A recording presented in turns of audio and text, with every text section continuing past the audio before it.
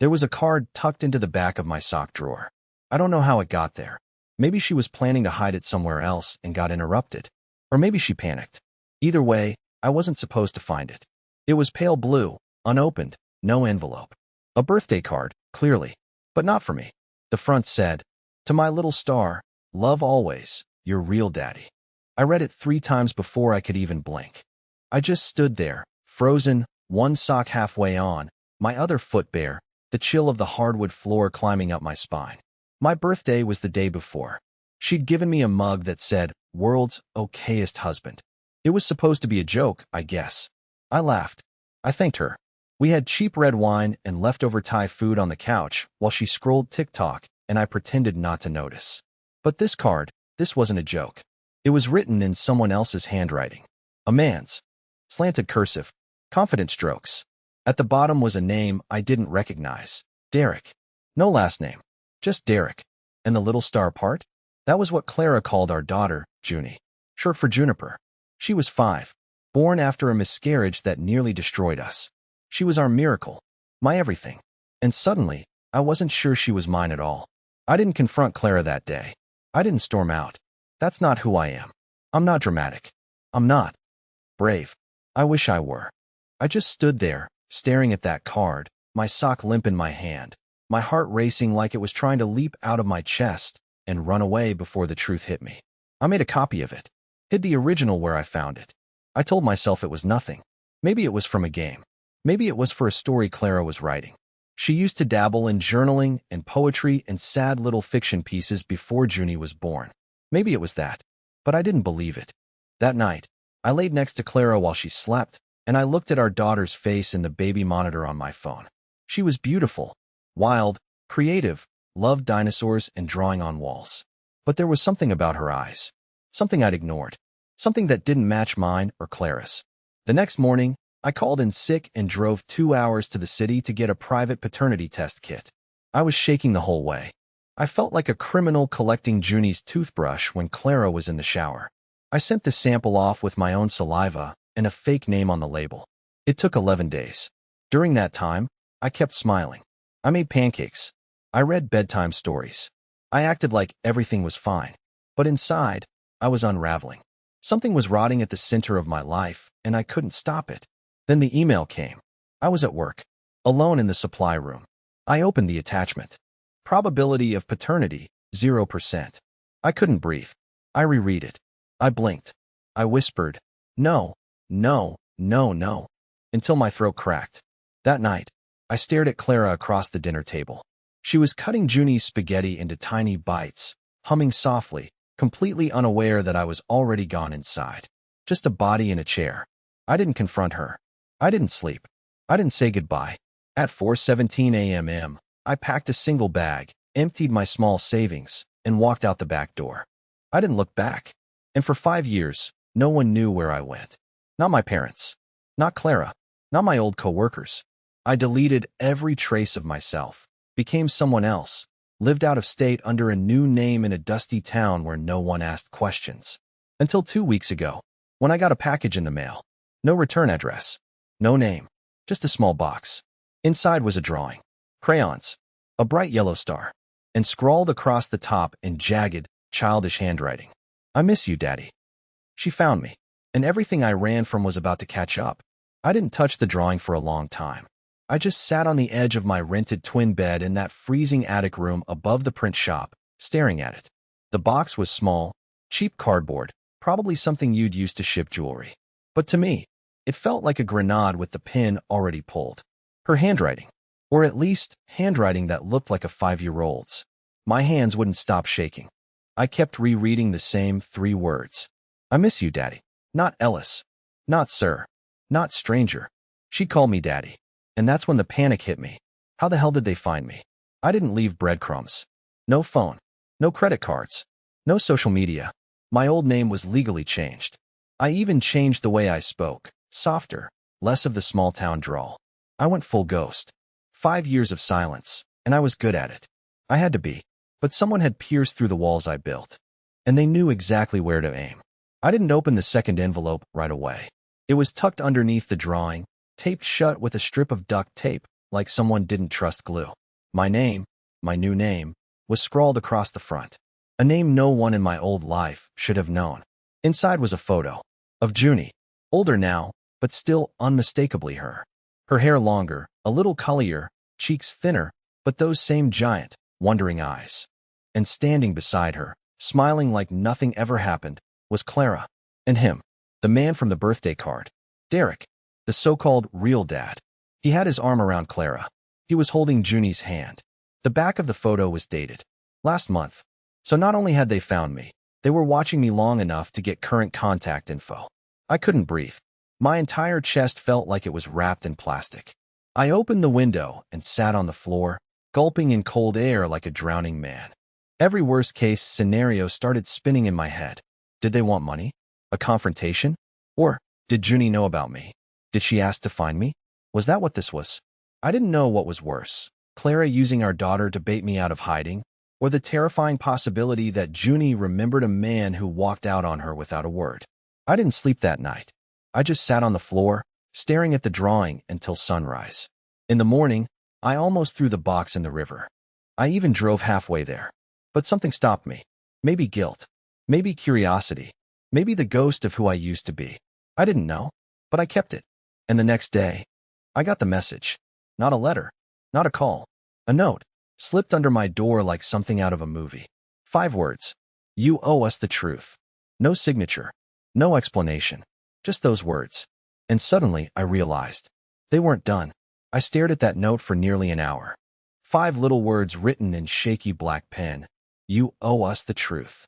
No name. No return address. Just the raw nerve of it. The way it made my skin crawl. I turned it over again and again, but there was nothing else. No fingerprints. No ink smudge, not even a scent I could recognize. And yet somehow, I knew exactly who it was from. Clara.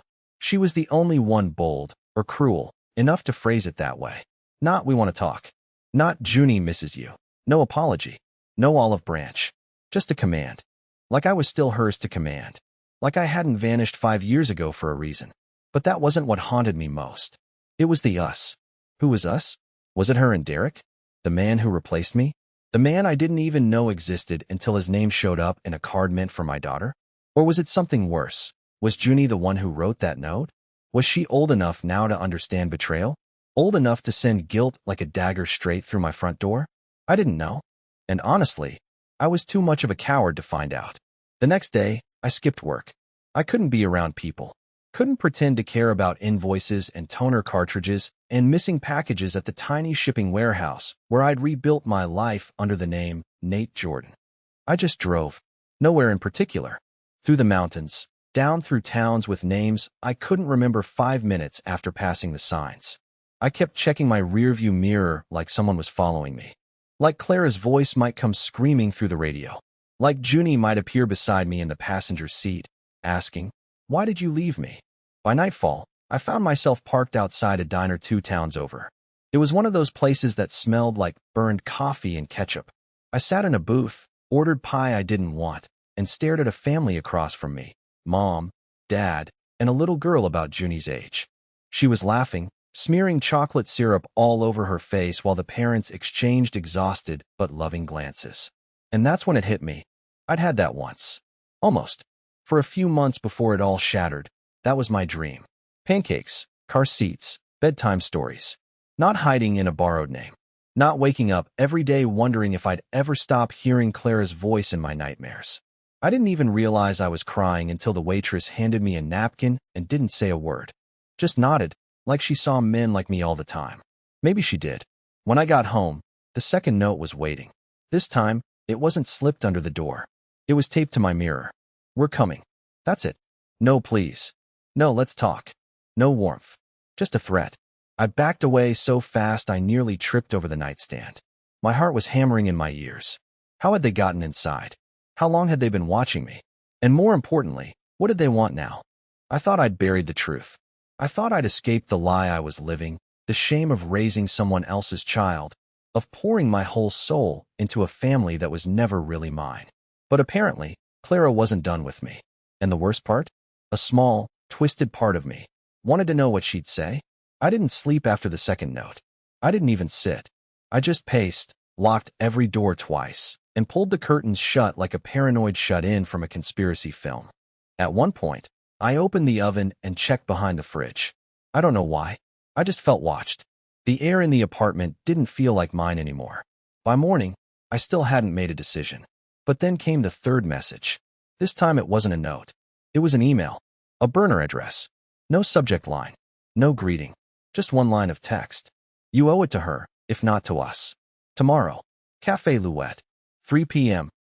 I stared at it for 20 minutes, rereading that one sentence over and over like it would rearrange itself into something less awful. But it didn't. And maybe I should have ignored it. Maybe I should have deleted the email and moved again like I always swore I would if the past ever caught up. But the word her broke me. They meant Junie. And no matter how much I told myself she wasn't mine, my brain didn't care. My heart didn't care. My body still remembered holding her at 3 a.m., rocking her when Clara was too tired to get up, whispering lullabies into the soft part of her tiny skull like I had some clue what I was doing. My fingerprints were all over her first 5 years of life. That doesn't just wash off. So yeah, I went. Café Louette was a tiny, overpriced French place on the edge of town. I'd only been there once, months ago, and I'd never told anyone about it. Not even the guy I sometimes played darts with on Saturdays. So they hadn't just found me. They'd studied me. That made my skin crawl. I got there early. 2:30. I sat at the far table in the corner, facing the door, fingers trembling around the chipped coffee cup they gave me. Every time the bell above the door jingled, I looked up like I'd been slapped. But it wasn't her. Not at 2:35. Not at 2:52. Not at 3:08. By the time the sun began leaking orange through the windows, I'd given up. I sat back in my chair, drained my third cup, and convinced myself this was a setup. Some elaborate guilt trap. Or maybe a game Clara was playing with Derek. Send the broken ex into a panic spiral just for fun. Wouldn't be the first time she played with someone's heart like a chew toy. Then I heard the voice. Soft. Controlled. Just behind me. Hello, Ellis. I didn't need to turn around. I knew that voice. Clara always spoke like she was in charge of the conversation, even when she was wrong. It had the same weight now, but with something else in it. Something tight. Gripping. I turned slowly. She looked older, of course. A little more tired. Her hair was darker, shorter. Fewer rings. No lipstick. But it was her. And when her eyes locked onto mine, I saw it. Years of bitterness swimming under the surface like a quiet tide. She didn't sit. She just placed something on the table in front of me. A small envelope. Cream-colored. Sealed. And then she whispered, "She wants answers. And you owe her that." Before I could say a word, she turned and walked out. I sat there staring at the envelope like it might explode. My throat was dry, my hands clammy, my stomach in full revolt. I knew what was inside. I didn't even have to open it. I already knew. And still, I peeled it open. Inside was a single sheet of paper. Crayon. Purple and green. A drawing. Of me. And her. Holding hands. At the top, in uneven handwriting. Did I do something wrong? That was the moment my heart finally gave out. Not physically. Not literally. But whatever was left of me, whatever I'd protected by running, by hiding, by starting over, it cracked. Because I knew what came next. I'd have to face Junie. And tell her the truth. Even if it ruined both of us. I didn't go home after the cafe. I couldn't. I drove around for hours. Aimless. Too wired to sleep. Too hollow to cry.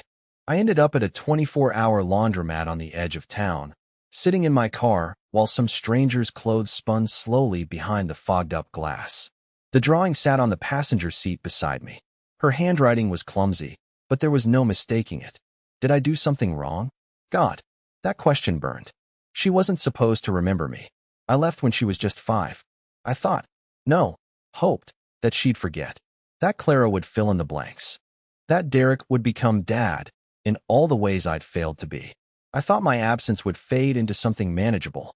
A missing puzzle piece you stop looking for after a while. But she remembered. And now I had to ask myself the one thing I'd spent years avoiding. Was it worse to disappear completely? Or to come back and destroy what little memory she had left of me? By the time I got back to my place, the sun was clawing its way over the horizon. I hadn't slept in 30 hours.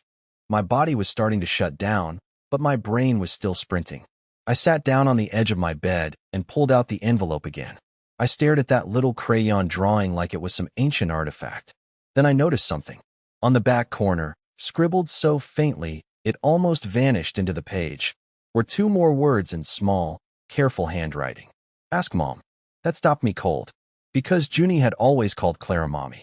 She was 5 the last time I saw her, barely learning to write, still calling bananas nanas and her juice juju. But Mom? In that tone? That was deliberate. Mature, almost. Had Clara made her write it? Or had Junie grown up, carrying questions no one ever answered? I sat with that for a long time. Then I did something I told myself I never would. I called Clara. Burner phone. Blocked number. She picked up on the second ring like she'd been waiting. She didn't say hello. She just said, "You saw it." I didn't respond at first. I just listened to her breathing, trying to figure out if she was shaking too. Then I said, "She remembered me." That wasn't the plan. Clara was quiet for a moment. Then she whispered, "Plans change. Especially when she started asking about the ring you left behind." The ring. I'd forgotten all about it. I left it on the edge of the bathroom sink the night I disappeared. She kept it? She still has it? I asked. She wears it on a chain around her neck, Clara said. And she says she dreams about you every week. That did it. The wall I'd spent 5 years building cracked straight through. But Clara wasn't finished. "She's not just asking where you went," she said. "She's asking why. And you're not the only one she wants answers from." "What does that mean?" Clara hesitated. "It means you weren't the only one I lied to." There was a silence after Clara said those words. The kind that stretches thin like glass just before it shatters. I pressed the phone harder to my ear, like getting physically closer to her voice might somehow protect me from what was coming. "You weren't the only one I lied to," she repeated. And then she said it, flat, emotionless. "Junie thinks you're her father because maybe you are." I almost dropped the phone. "What the hell are you talking about?" I whispered. My mouth had gone dry. My hands were numb. The old familiar wave of dread was building again, but this time, it wasn't rooted in certainty. It was worse, it was doubt. "I never did the test," she admitted. "The real one, I mean. I shredded the results before I opened them." "The ones you had done?" I switched samples. I was angry, scared. I didn't want to lose control of the narrative. I stood up too fast. My vision blurred. "You what?" I didn't know what to do, Ellis. I panicked. "You were slipping away from me, and Derek was there, and I thought I could rewrite the story if I moved fast enough." My body was ice. For years I'd lived with the belief that Junie wasn't mine, that she was another man's child, that I had been raising someone else's daughter while being lied to, manipulated, used. I'd carried that betrayal like a disease under my skin. But now she was telling me there was a chance she was mine. "That's not something you panic about," I said, my voice cracking. "You don't tear a man's soul apart because you're scared of being alone." "I know," Clara said softly, "but I wasn't thinking about you. I was thinking about survival. And now she's old enough to feel that something's missing." I sank back down onto the bed, heart racing, pulse pounding in my ears. "So what do you want?" "I want the truth," she said. "For real this time. I want a proper test. You, her. No more games. No more lies. She needs to know who she really is. And so do you." I didn't answer right away. I couldn't. My entire world had just tilted sideways. For years, I'd forced myself to believe I was doing the right thing by staying away. I told myself the pain was worth it because the alternative, pretending to be a father to someone else's child, would have killed me from the inside out. But what if she was mine? What if the guilt, the grief, the shame, was built on a lie? I exhaled shakily.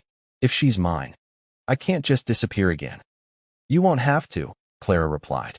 Then, after a pause, she added, "But you also need to be ready if she's not." That was the part that scared me most, because I didn't know which outcome would break me worse.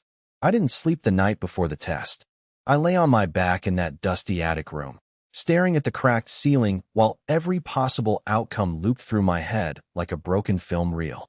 I kept thinking about the moment Junie had been born, how I'd cried when I first held her, how I swore I'd protect her no matter what. And then I thought about the moment I left.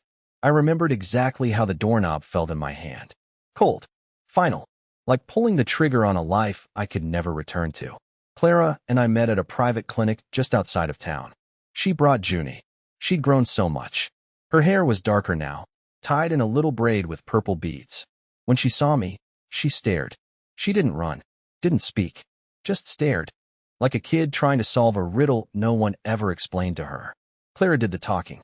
She was calm. Too calm. Like she'd rehearsed everything. I stayed quiet. I couldn't trust my voice not to shake. The nurse swabbed our cheeks one by one. Junie giggled when it tickled her, but her eyes never left mine. Afterward, Clara handed me the envelope. We'll both get a copy in the mail, but I figured you should hold this one. I took it without a word. That night, I didn't open it. I placed it on the kitchen table and just stared at it, like it was a live wire. If I opened it, and she wasn't mine, I'd have to vanish all over again, this time for good. But if she was mine, I didn't know how to live with that either. How do you explain to a child that you abandoned them based on a lie? By midnight, I poured myself a glass of water, sat at the table, and turned the envelope over in my hands. It was heavier than I expected. I imagined it pulsing in my fingers like it had a heartbeat. I almost opened it twice. And then came the knock.